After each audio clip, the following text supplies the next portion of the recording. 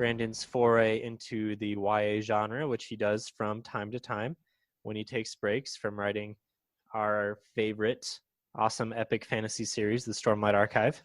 I'm joined by Josh right now, and Ben may grace us with his presence in a second. He's coming in remotely.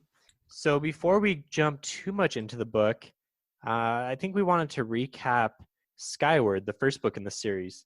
So Josh, just kind of tell us real quick, what did you think of the series so far, having read 2 books? How does the first book compare to the second book in your opinion? So I actually just read both of these back to back. I didn't read Skyward when it first came out, but I read it shortly after this one came out. And I enjoyed both of them. I think that it did take a pretty drastic shift between book 1 and 2 in terms of the setting, the plot, the characters. We kind of switched it up a lot. And I thought that the first one did a good job of introducing this world and this conflict and kind of got you an intimate view of this character and got you behind her, and did a good job with setting up this small world and this conflict that they were going to.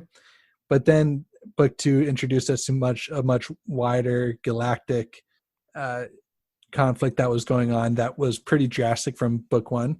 So I enjoyed them both, but for pretty different reasons. Yeah, and thinking about it, I think I liked book 1 quite a bit more than book 2. And I'm not sure if that's just a personal thing where I get attached to the world and characters that he creates in book 1, and then I have trouble switching over to the second book. But actually, I think in several of Sanderson's series, I've liked the first book quite a bit more than his future entries. Like, I didn't really love Well of Ascension after reading Mistborn 1. And then Words of Radiance, I thought, was a little weaker than Way of Kings. So I'm actually going to disagree with you on this one. I kind of enjoyed Starsight better than Skyward. And I think that the reason for that is because I listened to them back to back. And so I wasn't expecting to come back to these characters, or I didn't have that time to build up the expectation to come back to these characters because I just listened to one and then straight into the other. And so I liked a little bit more of the side conflicts that was going on and her introduction into all these kind of political machinations that were going on, as opposed to just kind of the military school setting of the first book. So I guess you're advocating for us to just wait until book series are completely finished and then just binge them, right? Well, no, I mean, it's fun. It's more fun to be part of the cultural moment when they come out and to be able to take part in these discussions, which is why I burnt through both of these books in preparation for these kind of conversations. But yeah, the cultural moments of Fantology podcast, right? Can't miss those. Of course. Yeah, we were actually talking about something similar today around the Netflix compared to HBO release strategy for their TV series, right? So Netflix and Amazon as well just drop everything right away, but HBO for Game of Thrones releases them every week. And we were debating with a couple other friends what the best strategy was. So at least for books, I mean, books are obviously very different, but yeah, and we were talking specifically about the Wheel of Time, what we kind of hope Amazon does with it, if they drop it all at once or if they spread it out. And I think that different shows lend themselves to different release schedules, but with books, obviously, you're going to have to wait. Unfortunately, even with someone as prolific as Brandon, we do have to wait at least a year from entry to entry. Oh, our poor souls having to wait. But yeah, anyway, I think that overall, I think I enjoyed book 2 more than book 1 just because it expanded out the conflict and gave us a lot more information. Whereas book 1, I felt like we were just waiting on to figure out why her father, quote, ran away from the fight. We always knew that there was going to be some resolve to that, but I feel like the entire book 1 was just building up to that. And then that was handled. I wasn't super satisfied, honestly, in book 1 with how that was resolved. I think that book 2 gave a lot more context on it. But if I was just reading book 1 and then had to wait, then I wouldn't have been super satisfied with that. Oh, interesting. I never really thought about that. Yeah. So I guess let's give a little recap of book 1 for our listeners who maybe it's been a little bit of time and they want to join the conversation but need to remember some details. So I wrote up a quick little blurb here.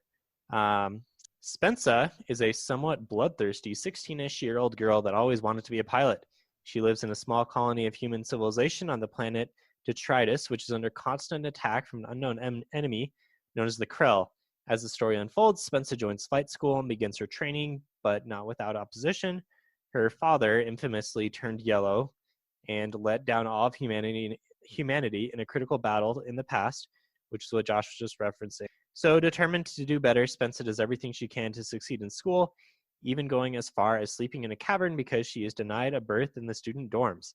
During this seclusion, she works to repair an ancient starfighter that she finds at some point, and time passes. She becomes a better pilot, flies more and more missions. Several of her friends actually perish, tragically, and eventually she finishes the ship, names it M-Bot, and it has a very lively AI personality. She uses it to save the day when it looks like the Krell are finally about to break through and destroy humanity. And then towards the end, several things are revealed, that her father was not a coward, but actually a cytonic, which, like Spensa, is someone who can connect with this unknown other dimension where faster than light travel is possible. And they also learn that Detritus, their planet, is essentially a prison, and the Krell are there to keep the colony of humans busy. Yeah, that was a really good summary. Thank you. So I guess you liked book 2 better. Yeah, I like book 2 better. I think it was more interesting things were going on, in my opinion. I think book 1 really got you attached to Spensa, which I really like her as a character. I like the character growth that she goes through in book 1, and I like a lot of things about book 1, but I feel like book 2 gives you it's more plot heavy, I think, and more things to think about, and more information to process, and also maybe some better themes. I think themes that I was more interested in.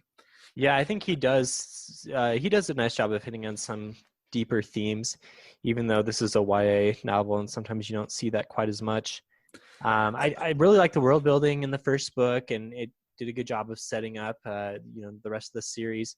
I get attracted to schools in fantasy book series, so maybe that was part of the reason why I liked the first book so much. I mean, Name of the Wind is my favorite book of all time, and just love the university there. So yeah, maybe that's just I'm just a nerd and can never get enough school. Yeah, I mean, don't get me wrong, I like that setting.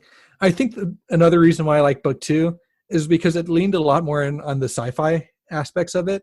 It introduced all these aliens. It leaned into technology a lot more. It introduced us to more cultures and took a much more sci-fi grasp and direction with the series.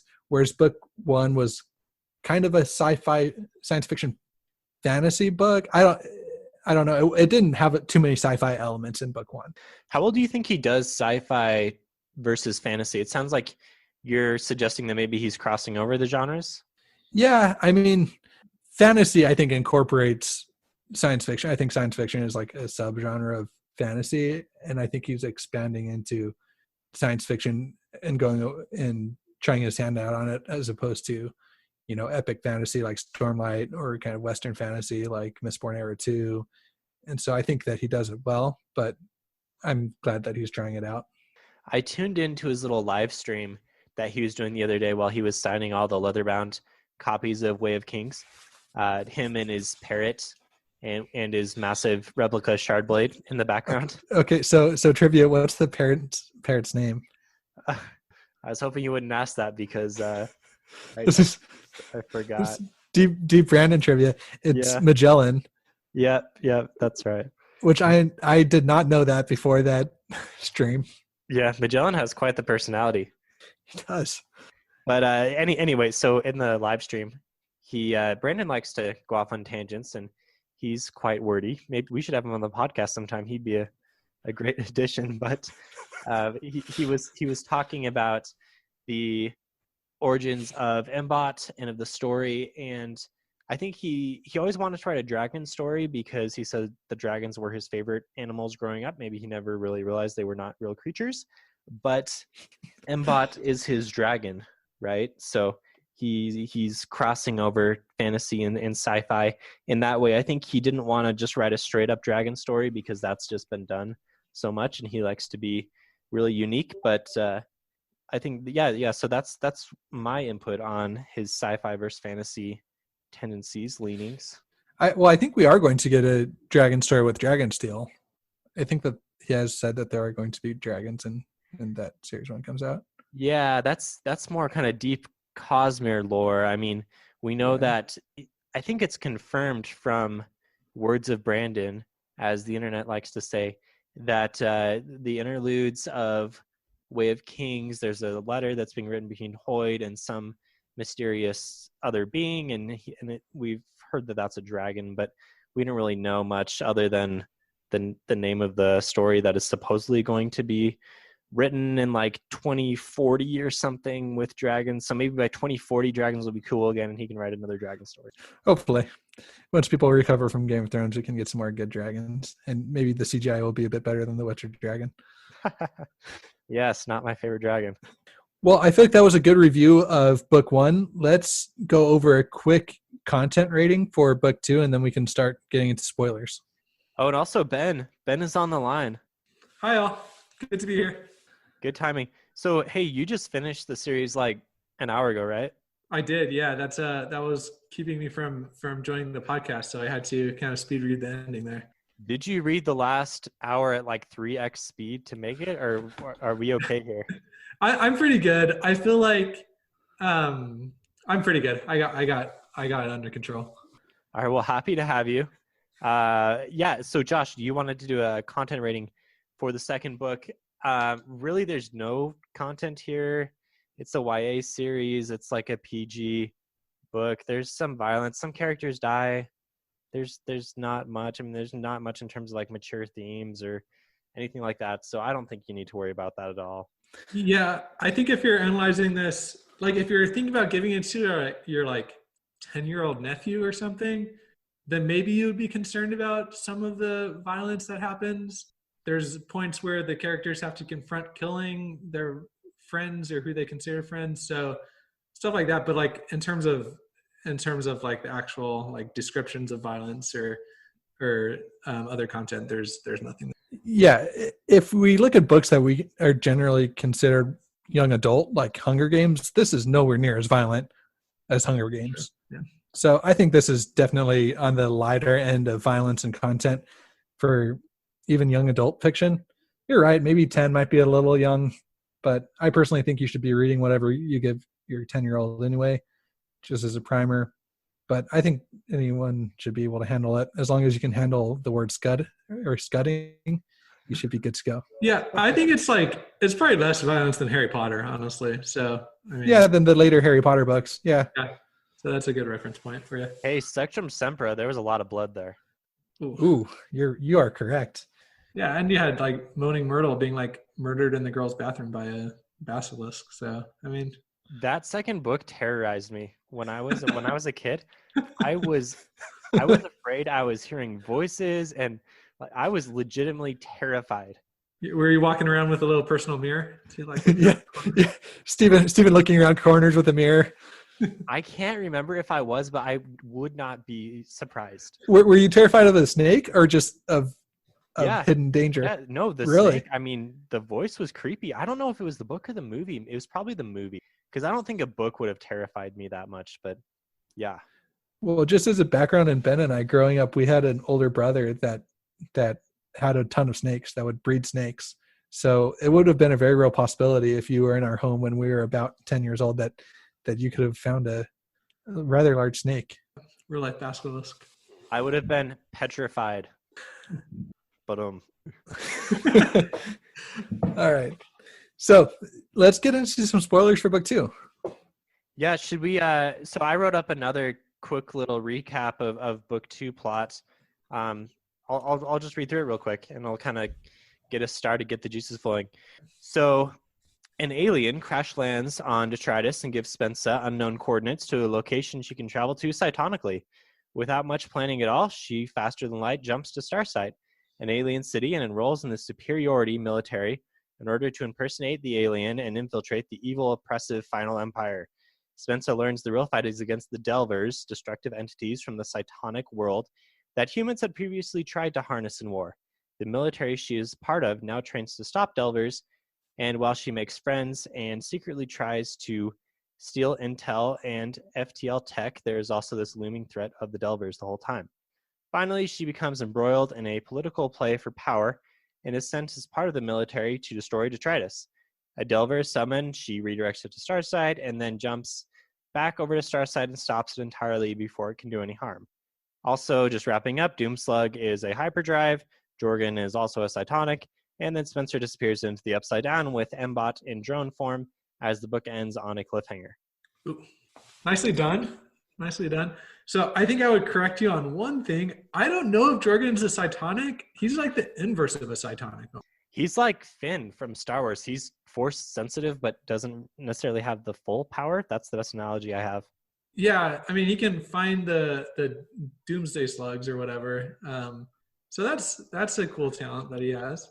And you're left kind of wondering that if he and Spencer were to finally rekindle their romance that has just been hinted at since the beginning of book 1, if they could make some high-powered cytonic babies. Probably there's probably some kind of connection between them that we'll see fleshed out more. I kind of wish we had more Jorgen viewpoints. Jorgen's kind of a fun character, and the jerk face interactions from book 1, I kind of miss that. So, okay, let's talk about that kiss. Did you guys like it? No. Look it. I mean, okay, going back to that Q&A session that Sanderson did, he talked about how much he hated hitting the reset button on like in between series, and he totally hit the reset button on book 2. It was just like let's have some meaningful character development and meaningful like character interactions, and then let's just hit the reset button on it. So I thought that I liked the kiss when it happened, and then I hated the kiss by the end of it. Well, did he reset, or did he just do some growth off camera in the 6 months between books? I think Ben's saying by having Spencer just jump to like a completely different setting, that he hit the reset button after the first few chapters of this book. Yeah, it was kind of like he maybe wrote himself into a corner or maybe wrote himself into a path that he didn't want to be going down. And so he kind of gave the fans what they wanted at the beginning, and then just went down. I see what you're saying. Yeah, so you're saying the jump over to Starsight and just leaving everyone else behind was somewhat of a reset, because some of our favorite characters from Spencer's flight crew, we never even really saw. Yeah, Raj. Raj was the man. Raj was what every fantasy nerd aspires to be. And he got 2 lines, right? Yeah. So I never really liked the whole romance that was developing. I kind of was hoping that you would go back to Raj, be attracted to his confidence or whatever. I know that's probably not a very popular opinion, but I thought it was just super kind of out of the blue. And it might be, well, I saw Star Wars this decade, but I think that this is now my second least favorite kiss that has happened this decade. Okay, so real talk. Have you liked any of Sanderson's romance in any of his books? Because I haven't. I'm sorry, I haven't. Okay, so I guess this is full spoilers for pretty much all of Sanderson's books for the next few minutes. In terms of love interests, if you care about that, which people don't usually. Hopefully you do care about love. It's an important human quality. Well, in terms of how Sanderson handles it, I mean, so okay, I did like Ellen and Vin. I like their romance. I think that's been my favorite romance that he's had in his books. It was all right. Ellen was just kind of lame. I don't know. I mean, he gets Mistborn powers later on, and he gets cool, but he was boring. Ellen is Raj of the series. So yeah, and then I also like how he shied away from doing the love triangle anymore in the Stormlight. There was that period where he was doing Shallan and Kaladin. Yeah, after book 2, I was full in on Kaladin and Shallan, and then that never really went anywhere in book 3. Well, they tried, because he tried doing the love triangle thing in book 3 to some success, I guess. It wasn't terrible, but I'm happy that she made up her mind, and I think that was an important moment of growth for her character to kind of pick Adeline and say Kaladin. Kaladin's just kind of, she's moved on from him. When they were adventuring down in the caverns in book 2, and it was kind of like some romance developing and stuff. I was all in for that. I was there for that. That was good stuff. You But know what? then and then she just revealed that she was full on crazy in the third book, and it was like, okay, hard pass. Well, here's the thing. I'm rereading the second book, the Words of Radiance, right now, and I just got to the part where she made Adolin admit that he shot himself in his shard plate, and so Ugh. I 10 out of 10 love that scene. So You like it? I did. I found myself chuckling. I Oh, know that gosh, those no. lines. Let's carry that thread back to the series we're supposed to be reviewing. Okay. So Okay. Sanderson humor, right? Do you like it? Did you like it in this book? Okay, here's the thing. I did not like Mbot humor, but I liked all the other humor. Really? Yeah. Mbot just seemed too like stereotypical. It's like if you ask Alexa or Google or Siri to tell you a joke, then that's like what Mbot would say. Yeah, yeah. You know what? You know what was my problem with Mbot is I kept on comparing him to what's the AI that like develops later on in like Speaker of the Dead, like Ender's Game AI. Haven't read them. Oh man, I forget the name. But that AI was like AI done right. Like how in that series, light spoilers, like the AI, it's like seconds are almost like years for the AI because of how fast it processes things. And so you kind of have some like interesting dynamics for that. And I couldn't help but think of those dynamics when Mbot was just like chilling out. So anyway. So I believe the AI name that you're looking for, Ben, is Jane from Ender's Game. And I do really like that comparison. I think that Brandon leaned into talking about making some comparisons with how when he was shut off, it said it seemed like a really long time. And it's because he processes things, 1,000 times faster than humans process things. He talked about that a little bit. I can't believe you didn't think Mbot was funny. I thought he was funny. Maybe I'm just a sucker for AI/computer jokes. I don't know. I thought the things he was saying were funny. He was becoming self-aware, and I was there for that. So you like that humor? What humor didn't you like throughout it? I didn't like. So he didn't do this as much as book 2, but I didn't like Spence's like bloodthirsty rants that she would go on, where she talked about like destroying the bones of her enemies and walking on their corpses, and I don't. That was just too much for me. It was weird. So picture yourself as an 11-year-old. Do you think you would have enjoyed it as an 11-year-old? Man, I can't picture myself as an 11-year-old. Stephen was a scared of basilisks. Yeah, that's true. Stephen wouldn't have been allowed to read these books.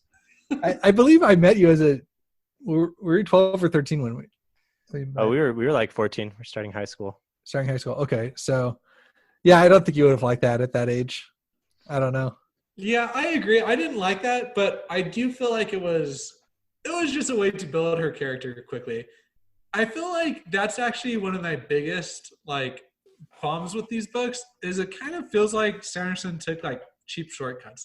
Like, well, are you comparing these to epic fantasy to Stormlight, where it takes? Okay, here's the thing. How long? They're still like what 400 or 500 page books. Yeah, I think like 500-ish. Yeah, so it's not like they're short, right? 500 pages is still a long book. So you didn't like some of the cheap shortcuts. Did you think that the book was like a bit too formulaic? Because as I was reading this, I read all of Sanderson's books now, and I can definitely identify kind of the Sanderson formula to how a lot of his plots go. And this definitely followed that. So are you kind of at that point where you it was predictable, or you were like, okay, I know essentially the outline of where the story's going to go, and I felt like it was too cheap, shortcutty, too formulaic? Yeah, that's a good question. I think that I don't know if the like outline bugs me so much, because at the end of the day, like most books are going to follow that outline of kind of like building suspension and then kind of resolving it in a cool way. I think what bothered me on this book is I didn't know if things were intentional or not. Like, for example, when like the slugs were revealed to be the cytonic hyperdrive, I don't know if that was like kind of like retroactively added, No way. No, he was No, always come planning on on. doing I that. don't know. It felt more forced than Why normal. why introduce him in book one then? I think he wanted to, like, you know how Disney does the classic like cute animal thing. I think that's where it's going, and then people made such a big deal about it that he wrote No, it. okay, no, you're wrong because look, they found that slug next to Mbot, right?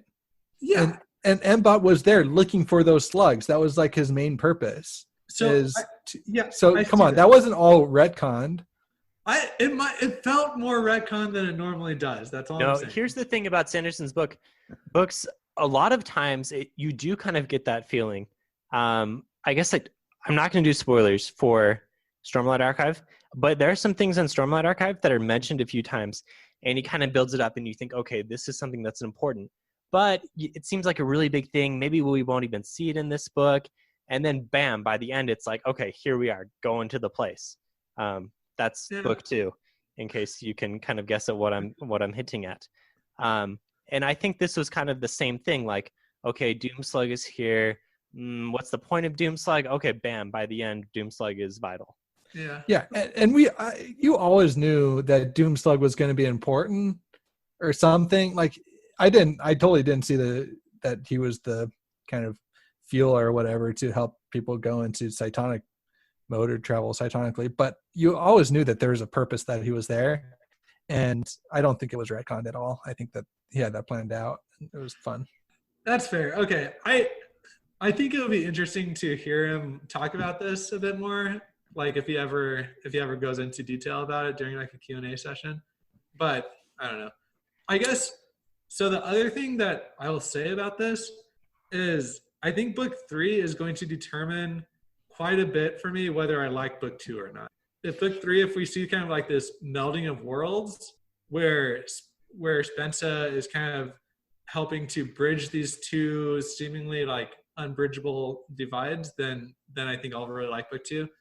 Right now, I think it just kind of took us in a weird direction. You know, this is 4 books, right? Oh, is it 4 books? Yeah. Oh, wow. I did not know that. Yeah, so what I think we were talking about earlier is that book 1 set up this cool world, and then book 2 I felt like kind of did away with some of the stakes of book 1 in some ways, and in other ways it made it look like that whole thing was a microcosm for all these different political machinations. But I personally enjoyed the setting of book 2 more, and I enjoyed the different aliens and the different perspectives that we got in book 2 more. And so I think that it is going to be telling with where he goes from here, what's going to matter and what's not going to matter. You liked a lot of the themes in book 2 more, right, Josh? So tell us about that. So yeah, I like the themes of people all being different, you know, like there's a lot of different aliens, there's a lot of different cultures that exist, and if we're not careful, then we can let those differences divide us, or we can let them be what allows us to kind of save the day. And so Spencer comes in and is totally different and seen as dangerous and seen as a menace to society, both her persona and who she actually is. So even like the race that she's pretending to be is still seen as being somewhat dangerous and on the margins of society. And so I like kind of how she deals with that and the different ways that that's talked about throughout the book. Yeah, I feel like it's a little bit bludgeony the way he does it, though. You know, it kind of feels like you're like in, I don't know, we just got done with Christmas, and I watched Rudolph the Red-Nosed Reindeer like 100 times, where they kind of go to the land of unwanted toys. It kind of feels like that. You know what I mean? Like where here's like this flight crew of these ostracized races, and it's just by chance that they're all put together. You know, I feel like it's a little bit like it is thematic, but it's a little bit full. I can see that a little bit, but in a different way. Like there were a few sequences where she was reflecting on all the cultures in Starsight, and she was kind of realizing, okay, you know, these are all just people like me. They all have their hopes and dreams. And there's one part where she says, "Emba, what are they talking about?" It's like, oh, they're talking about picking up their children from daycare. You know, it's just something so normal like that. But Spencer's always reminding herself, like, no, these are the enemy. They're all very evil, and you know, I can't trust their lies. And the housekeeper is spying on me. And as a reader, we're like, okay, obviously this is not true. And so it was a little corny there because it's like, okay, enough, Spencer. Like, we get it, but we know that that's not really the case. But it does do a really good job of showing her character development, right? Yeah, that's And true. and I really love the whole smiling thing. The fact that she was seeing the smile as being this awkward, sneer and trying to make her feel uncomfortable, whereas it was really meant to be an olive branch and like help her feel more comfortable. And I think I've been in different cultural settings where I'm not too familiar with the culture of those that I'm with, and I end up making mistakes and making it kind of worse because even if what I'm trying to do isn't working, and it is hard to build relationships with people across different cultures. But I think that the important thing is that you try and that you have an open channel of communication, and I think that this book does a good job of demonstrating that. And Yeah, I like that it wasn't just our hero Spencer that was developing.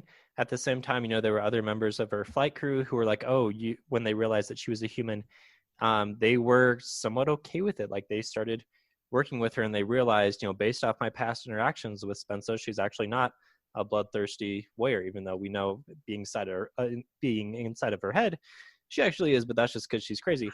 But, we also saw, like Josh was talking about the smiling thing. So Kuna, Kuna was one of the aliens, a Dione. She is the head of the Superiority Department of Species Integration, rather, and she is very apologetic towards the humans, and eventually extends an olive branch herself, and she smiles. And Spencer's like, "Oh, holy cow, she's smiling," and she has adapted to my culture. yeah. I think Kuna was probably one of the best parts of the book, and I think that it could have played it up a little bit. I feel like I couldn't until the very end. I didn't really care whether it was like what was his name, Wiznick, whatever. Yeah, I think Wisnick. Yeah, Wisnick. Like, I had a hard time. Winzik. Winzik. I had a hard time differentiating between those two until, like, obviously it became apparent that there was an extreme difference between them. But, like, throughout the first half of the book, I was like, oh, these two high up people in the government are just kind of there. Well, I feel like that was almost kind of purposeful because that's what Spencer, how she saw as being, they might have different opinions about that, but really they're both the enemy and both hate me. They're trying to find me. So I think that was a deliberate choice. Yeah.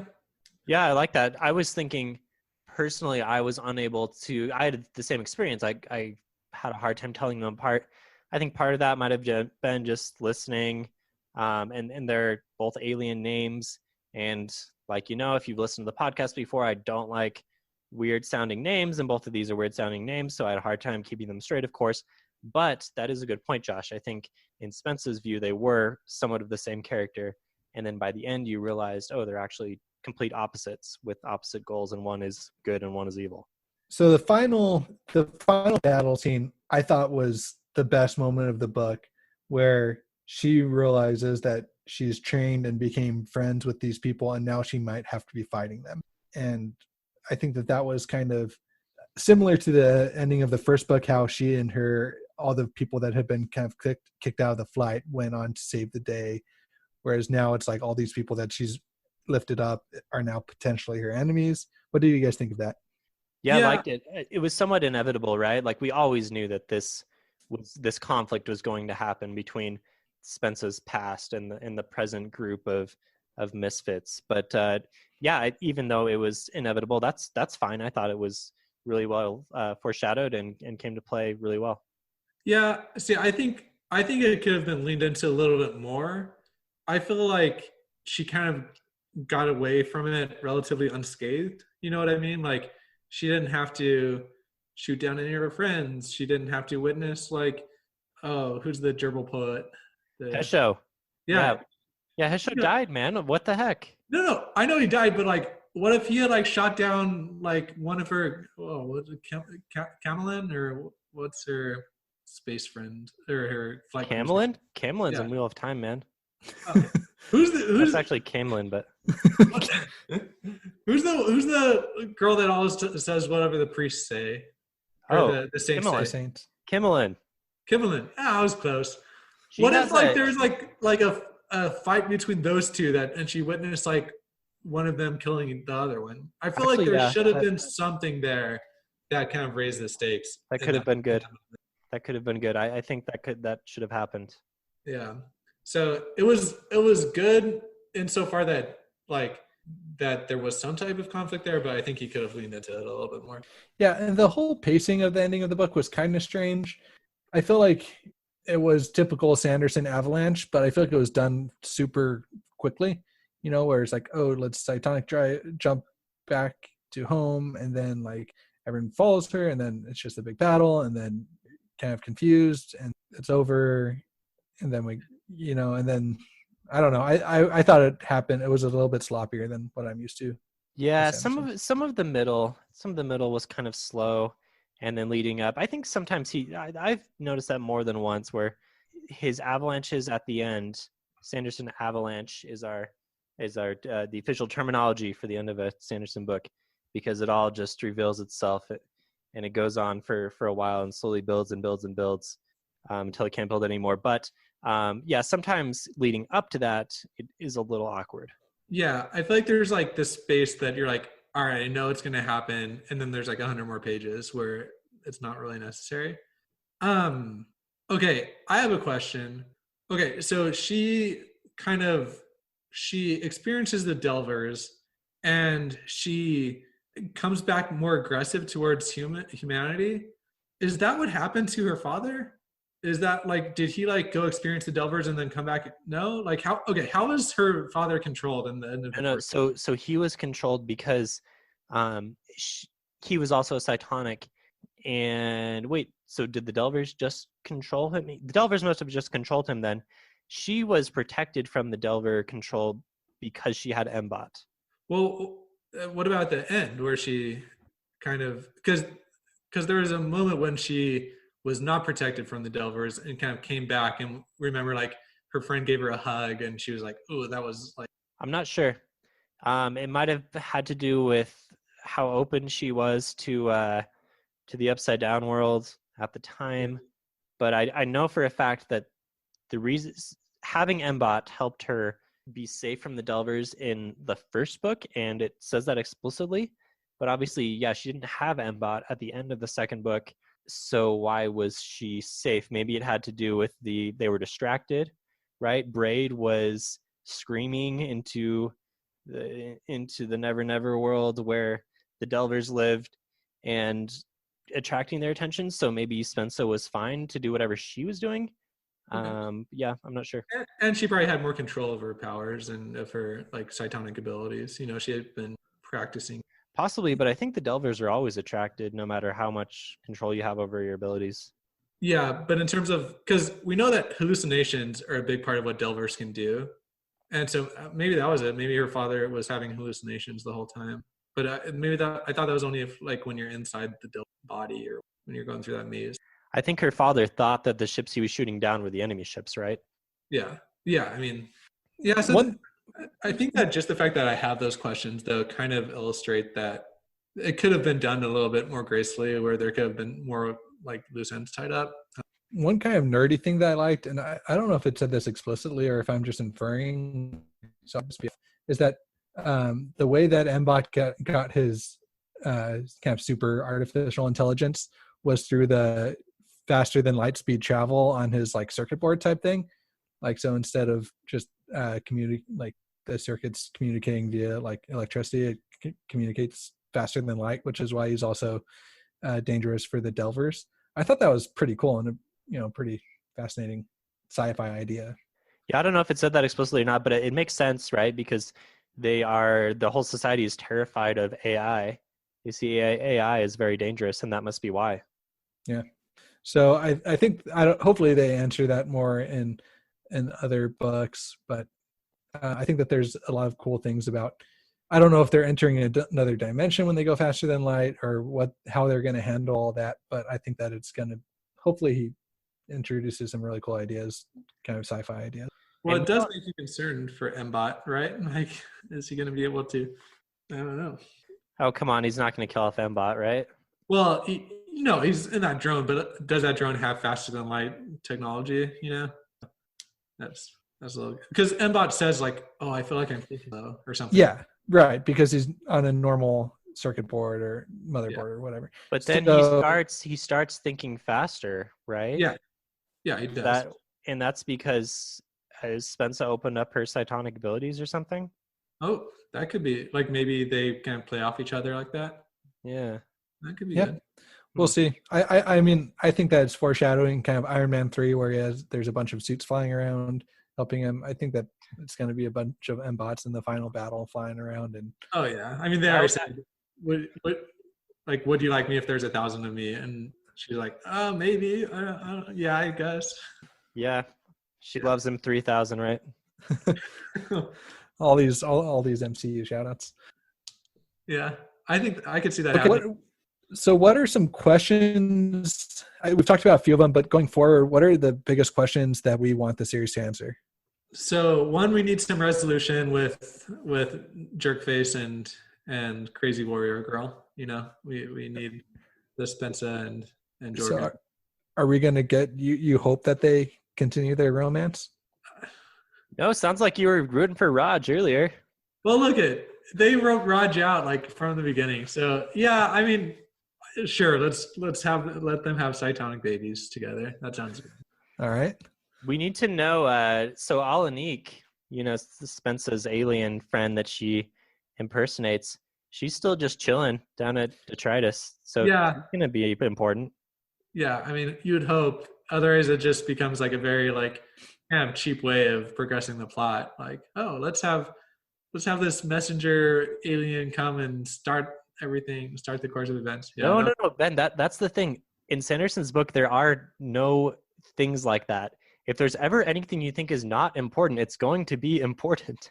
Yeah, so I think that would be cool to have an alliance between her people and humans and have them take on the not the Federation, but the superiority.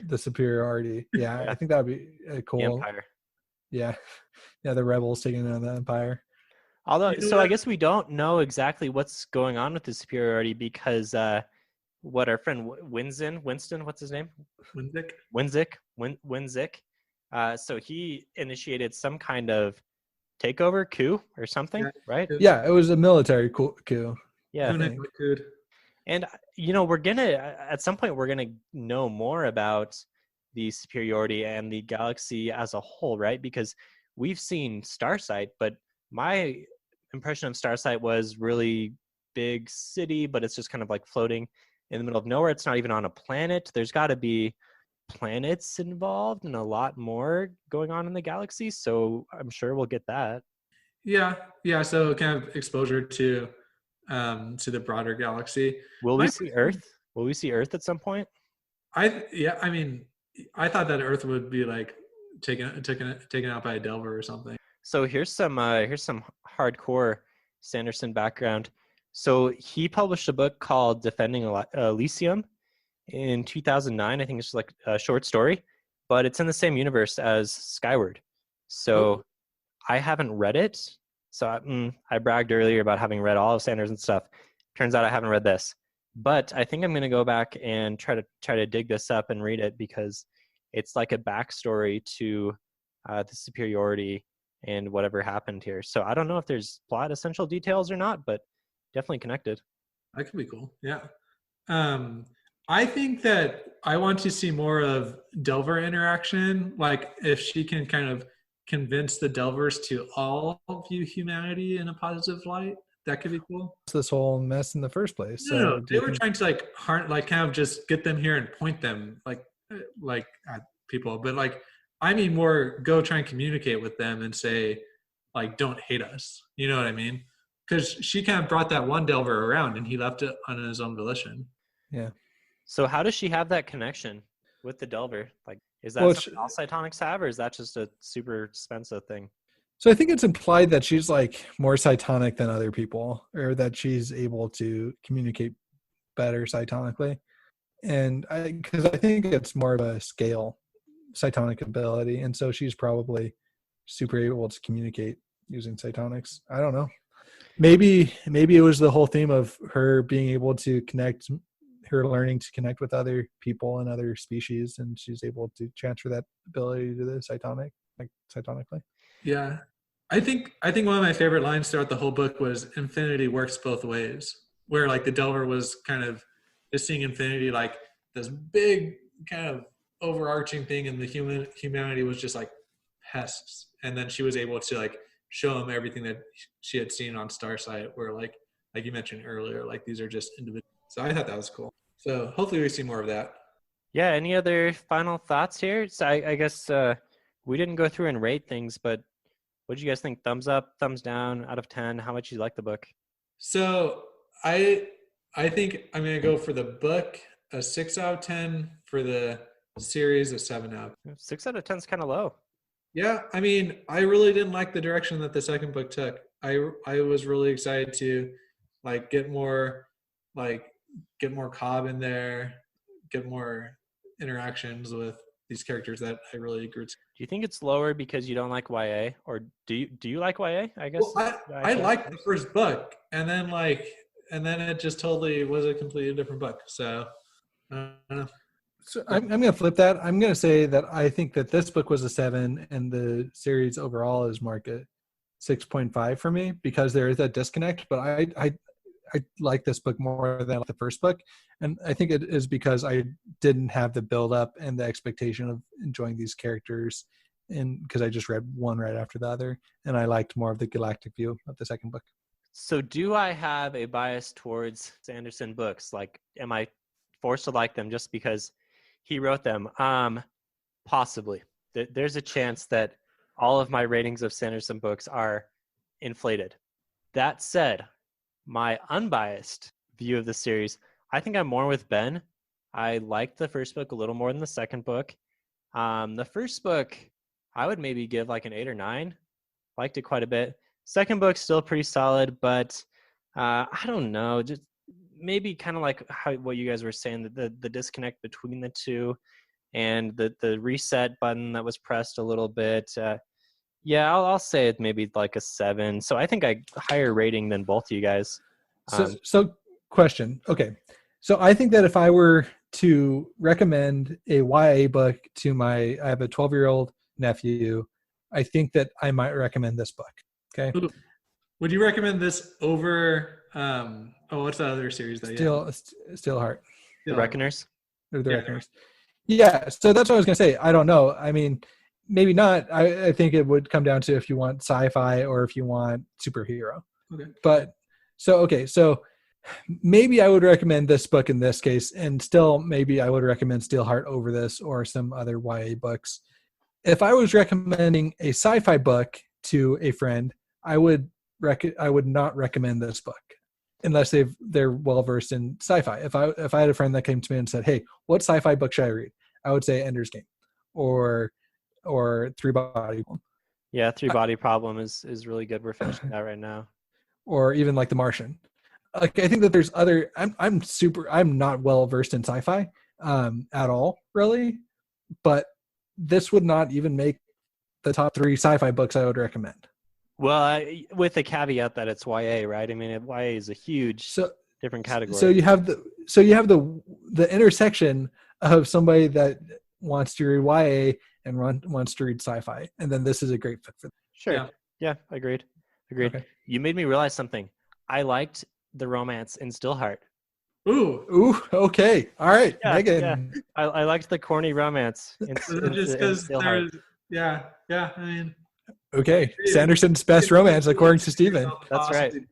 Sanderson's best romance is in his YA book. Okay, well, thank you for listening. Thank you for the journey you've gone through with us here.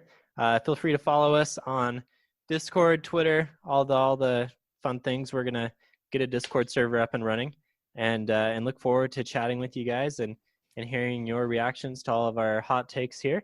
But until next time. Oh, yeah, Ben. Some fan art, too, coming out. Yeah. Look forward to some nice fan art. No spoilers there, so get excited. But you'll see that popping up on all of our different socials and everything. But we will see you guys next time.